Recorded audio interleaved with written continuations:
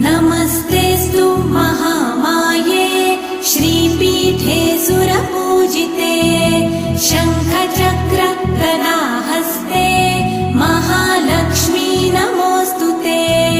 नमस्ते गरुडारूढे कोलासुरभयङ्करी